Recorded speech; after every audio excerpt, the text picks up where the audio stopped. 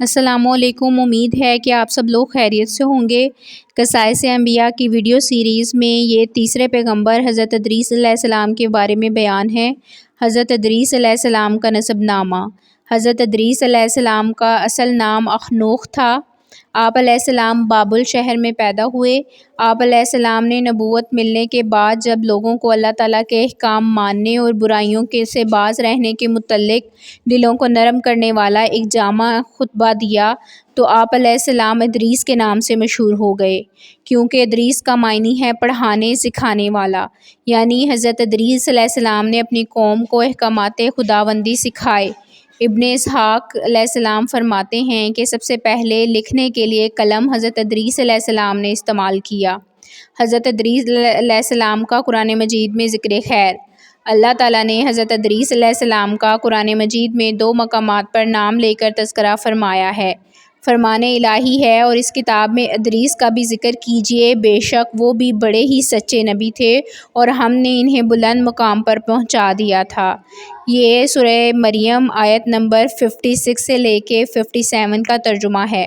اور اے نبی صلی اللہ علیہ وآلہ وسلم، اسماعیل، ادریس اور ذوالکفل کا بھی ذکر کیجیے، یہ سب بڑے صبر والے لوگ تھے اور ان سب کو ہم نے اپنی رحمت میں داخل کیا اور یہ سب ہی نیک لوگ تھے۔ یہ سورہ انبیاء آیت نمبر 85 سے 86 کا ترجمہ ہے۔ حضرت ادریس علیہ السلام کی اپنی قوم کو دعوت و تبلیغ۔ حضرت ادریس علیہ السلام کو اللہ تعالیٰ نے حضرت آدم علیہ السلام اور حضرت شیث علیہ السلام کے بعد منصب نبوت پر فائز فرمایا۔ اللہ تعالیٰ نے آپ علیہ السلام کو بہت اونچا مقام عطا فرمایا اور اپنے مقرب ترین بندوں میں شامل فرمایا۔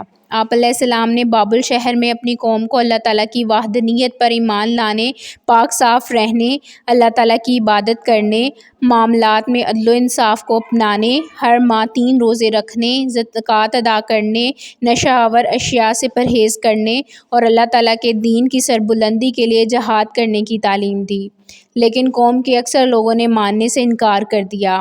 آپ علیہ السلام کے سمجھانے کے بعد جب وہ نہ مانے تو آپ علیہ السلام بابل سے ہجرت کر کے مصر چلے گئے۔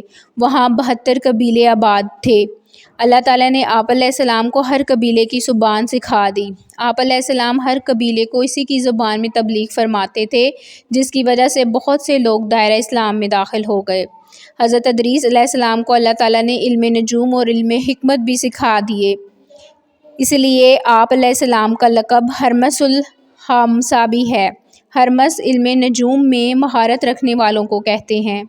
حضرت ادریس علیہ السلام اپنے زمانے کے بہت بڑے عابد تھے۔ آپ علیہ السلام درزی کا کام کیا کرتے تھے اور سوئی کے ہر ٹانکے پر سبحان اللہ ہی پڑھا کرتے تھے۔ حضرت ادریس علیہ السلام کی معراج کی رات آپ صلی اللہ علیہ وآلہ وسلم سے ملاقات۔ رسول اکرم صلی اللہ علیہ وآلہ وسلم معراج کا سفر کرتے ہوئے جب چوتھے آسمان پر پہنچے تو آپ علیہ السلام کی ملاقات حضرت ادریس سے ہوئے۔ انہوں نے استقبال کرتے ہوئے فرمایا، مرحبا بالاخ الصالح والنبی الصالح، نیک بھائی اور نیک نبی کو خوش آمدید۔